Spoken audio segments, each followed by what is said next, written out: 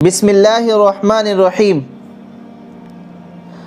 آج 5ویں پارے کے آخری رکوع سے 7ویں پارے کے 5ویں رکوع تک تلاوت کی گئی ہے۔ انشاءاللہ اسی کا خلاصہ ہم لوگ سنیں گے۔ چوتھی تراویح میں پڑھی جانے والی آیات میں ایک بات یہ کہی گئی تھی کہ جب کوئی سلام کرے یعنی السلام علیکم کہے تو اس سے بہتر جواب دینا چاہیے، یعنی اگر کوئی آپ سے السلام علیکم کہے تو آپ اس کے جواب میں اس سے بہتر جواب دیں، یعنی وعلیکم السلام ورحمۃ اللہ۔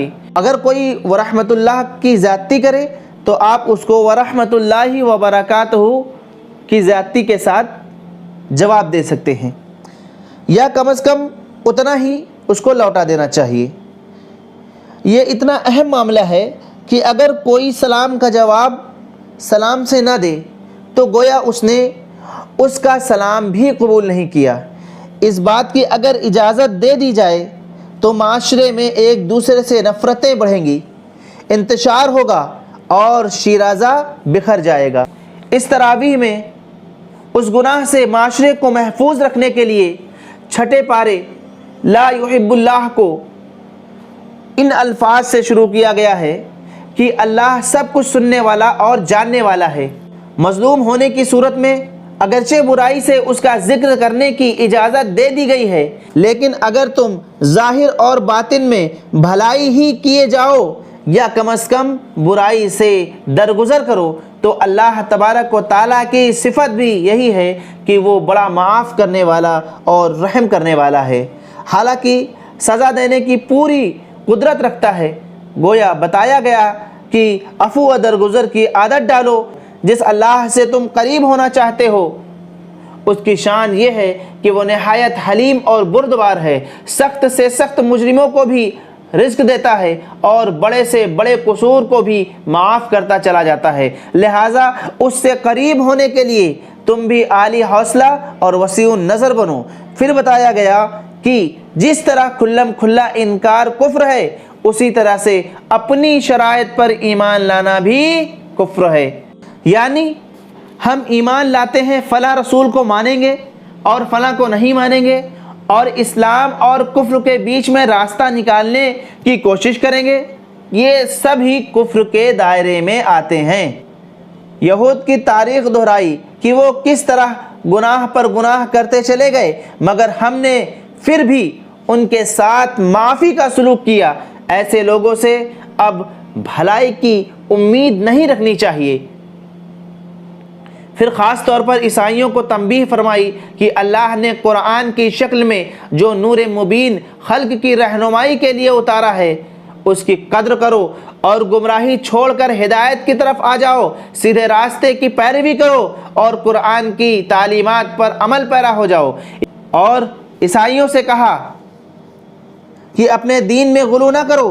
غلو یہ ہے کہ جو چیز پاؤ بھر ہے اسے سیر بھر بنا دینا، اور جو چیز سیر بھر ہے اس کو اور بڑھا کر پیش کرنا۔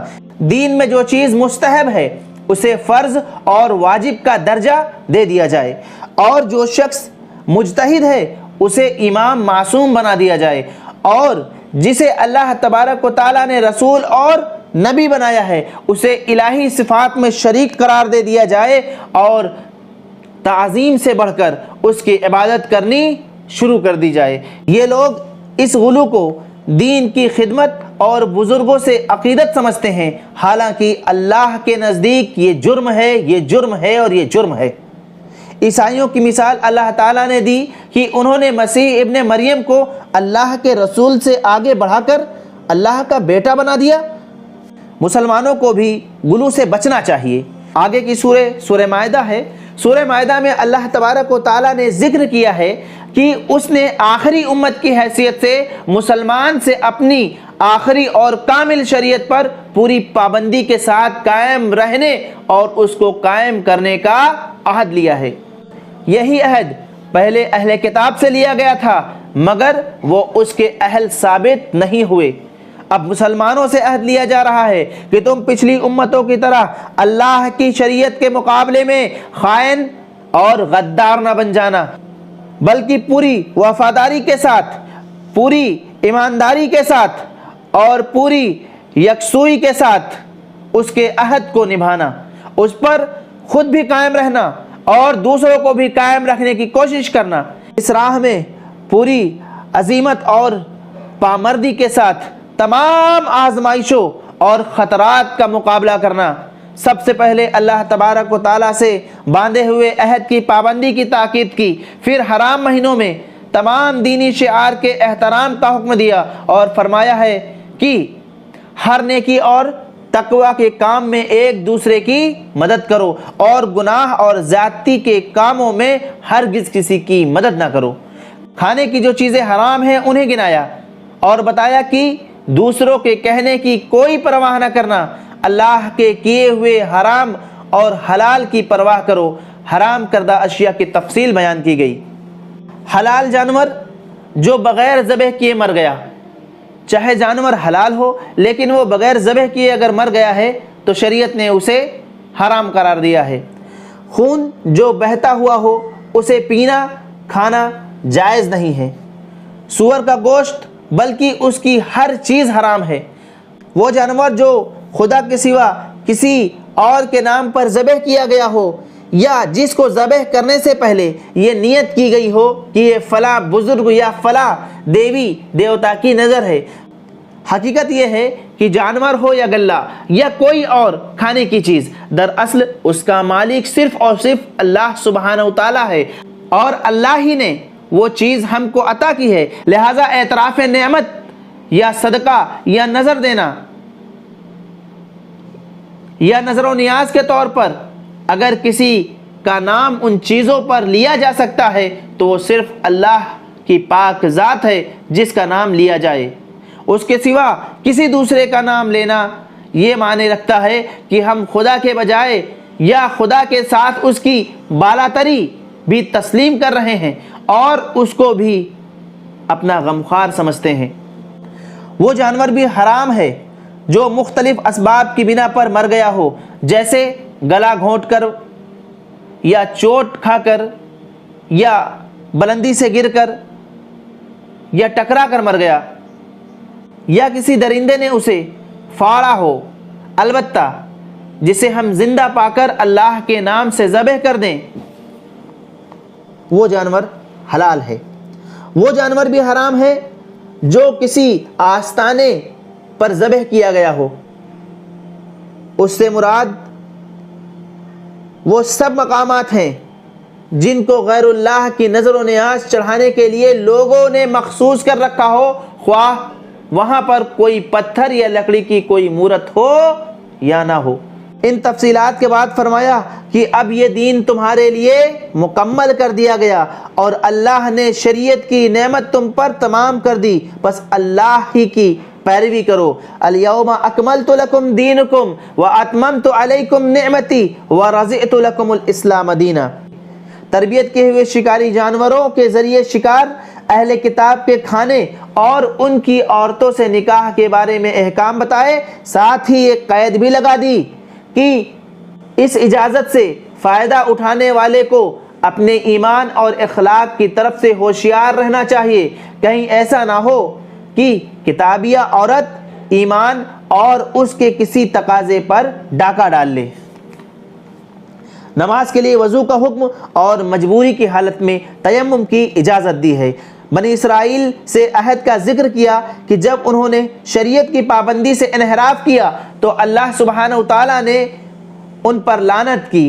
اسی طرح نصارہ سے عہد لیا تھا مگر انہوں نے بھی ایک حصہ بھلا دیا، یعنی عبادات کے نام پر جو رسومات ہیں ان کے نزدیک وہ تو دین کا حصہ ہیں، مگر بقیہ معاملات جو دنیا سے متعلق ہیں ان میں خدائی ہدایت کی پابندی نہیں کر رہے۔ اس وجہ سے اللہ نے ان کے اندر انا اور اختلاف کی آگ بھڑکا دی، وہ آخرت تک اس کی سزا بھگتیں گے۔ گویا مسلمانوں کو تنبیہ کی جا رہی ہے کہ وہ عہد کی پابندی کریں، اگر وہ یہود و نصارہ کے راستے پہ چلے تو پھر ان کا بھی وہی انجام ہوگا۔ ان آیات کی روشنی میں ہم تاریخ کو دیکھ سکتے ہیں اور اپنے زوال کے اسباب کو بھی جان سکتے ہیں۔ اور اس سے نکلنے کا راستہ بھی پا سکتے ہیں۔ پھر اللہ سبحانہ و تعالیٰ نے بنی اسرائیل کا وہ واقعہ دہرایا، اس نے اپنے فضل سے انہیں نوازا اور فتح و نصرت کے وعدے کے ساتھ بشارت دی کہ فلسطین کی مقدس زمین تمہاری منتظر ہے، جاؤ اور اس پر قبضہ کر لو۔ مگر قوم میں بچڑے کی پوجا یعنی دنیا پرستی نے اتنی بزدلی پیدا کر دی کہ وہ کہنے لگے، اے موسیٰ، تو اور تیرا رب جا کر لڑ کر فتح حاصل کر تو ہم آ جائیں گے۔ اس پر اللہ سبحانہ و تعالیٰ نے 40 سال کے لیے ان پر ارض مقدس کو حرام کر دیا اور انہیں صحرا میں بھٹکنے کے لیے چھوڑ دیا۔ مسلمانوں کو تاکید کی کہ حدود الہی پر قائم رہیں اور شریعت کی پابندی کو اللہ کے قرب کا ذریعہ بنائیں۔ اصل الفاظ کیا ہے؟ اصل الفاظ یہ ہیں کہ اے ایمان لانے والو، اللہ سے ڈرتے رہو اور اس کے قرب کا ذریعہ تلاش کرو۔ ذریعہ یعنی وسیلہ وہی ہے جس کا ذکر اللہ سبحانہ و تعالیٰ نے حبل اللہ کی رسی کے نام سے کیا ہے، یعنی اسلام کو مضبوطی سے مل کر پکڑ لو اور پوری مستعدی کے ساتھ اللہ کے احکام کی پابندی کرو اور خدا کی راہ میں اپنی قوتیں لگا دو۔ خدا کے عذاب سے یہی چیزیں ہیں جو تم کو چھٹکارا دلانے والی ہیں، اس کے سوا کوئی چیز تمہیں نفع نہیں پہنچا سکتی۔ چوری کی سزا بتائی کہ چور کا ہاتھ کاٹ دو اور اس سزا کو بے رعایت نافذ کرو۔ اس کی تفصیل یہ ہے، چوری 10 درہم سے زیادہ کی ہو، معمولی چیزوں کے چرانے پر ہاتھ نہیں کاٹا جائے گا۔ امانت میں خیانت کیا تو اس کے لیے یہ سزا نہیں ہے۔ کھانے پینے کی چیزیں کی چوری کی ہے تو یہ بھی اس کے لیے ہاتھ کاٹنے کی سزا نہیں ہے۔ پرندوں کی چوری کی ہے، بیت المال سے چوری کی ہے، ترکاریاں پھل کی چوری کی ہے تو ہاتھ کاٹا نہیں جائے گا۔ اس کا مطلب یہ نہیں کہ بالکل سزا نہ دی جائے گی، بلکہ قاضی اپنی ثواب دید کے مطابق مجرم کو سزا دے سکتا ہے۔ البتہ جو لوگ ڈاکہ زنی کرتے ہیں اور کھلم کھلا خدا اور رسول سے لڑتے ہیں، البتہ جو لوگ ڈاکہ زنی کرتے ہیں اور کھلم کھلا خدا اور رسول سے لڑتے ہیں، دوسرے معنوں میں کہہ لو کہ اسلامی حکومت کے صالح نظام سے جنگ کرتے ہیں، ان کی سزا یہ ہے کہ انہیں قتل کر دیا جائے یا سولی دے دی جائے یا ان کے ہاتھ پاؤں مختلف سمتوں سے کاٹ دیا جائے یا جلا وطن کر دیا جائے۔ مختلف سمتوں سے ہاتھ پیر کاٹ دیا جائے، مطلب اگر داہنا ہاتھ کاٹا گیا ہے تو بایاں پیر کاٹا جائے اور بایاں پیر کاٹا گیا ہے تو داہنا ہاتھ کاٹا جائے۔ یہ رسوا کن سزا دنیا میں ہے اور آخرت میں ان کے لیے اس سے بڑی سزا ہے۔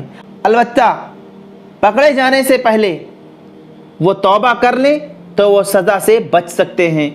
قسموں کو پورا کرنے کی تاکید کی اور اگر کسی جائز سبب سے قسم توڑنی پڑے تو اس کا کفارہ ادا کرنے کا حکم دیا کہ 10 مسکینوں کو اوسط درجہ کا کھانا کھلا دیا جائے، انہیں کپڑے پہنا دیا جائے یا ایک غلام آزاد کر دیا جائے یا 3 دن کے روزے رکھو۔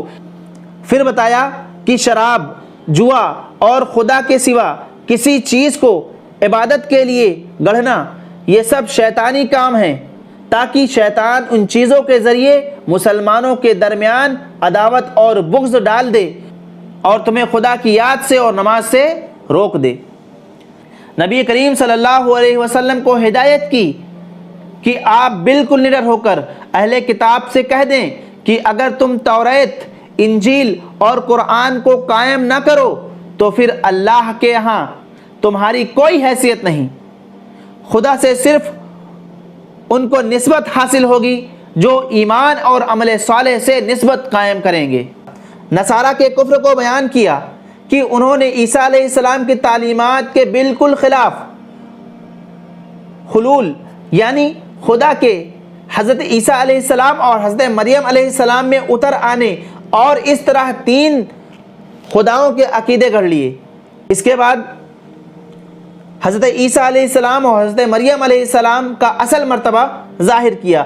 بنی اسرائیل پر حضرت داؤد علیہ السلام، حضرت عیسیٰ علیہ السلام کی لعنت کا حوالہ دیا اور بتایا کہ یہ کیسے کتاب اور ایمان کے دعویدار ہیں کہ مسلمانوں کے مقابلے میں بت پرستی کرنے والے مشرکین مکہ کو ترجیح دیتے ہیں اور انہیں بہتر بتاتے ہیں۔ یہ سب ان کی اسلام دشمنی ہے اور کچھ نہیں۔ آج پڑھا جانے والا آخری رکوع جو ہے وہ آگے آنے والے رکوع کی تمہید ہے، اس لیے اس کا مفہوم انشاءاللہ کل کے رکوع کے ساتھ بیان کیا جائے گا۔ پانچویں تراویح کا خلاصہ یہیں پر اختتام پذیر ہوتا ہے۔ اللہ تبارک و تعالیٰ سے دعا ہے کہ وہ ہمیں قرآن کو پڑھنے، اس کو سمجھنے اور اپنی زندگی میں اتارنے کی توفیق دے۔ اللہ سبحانہ و تعالیٰ اس کی برکتوں سے ہمارے شہر و ملک کے حالات تبدیل فرمائے۔ آمین وآخر دعوانا الحمدللہ رب العالمین۔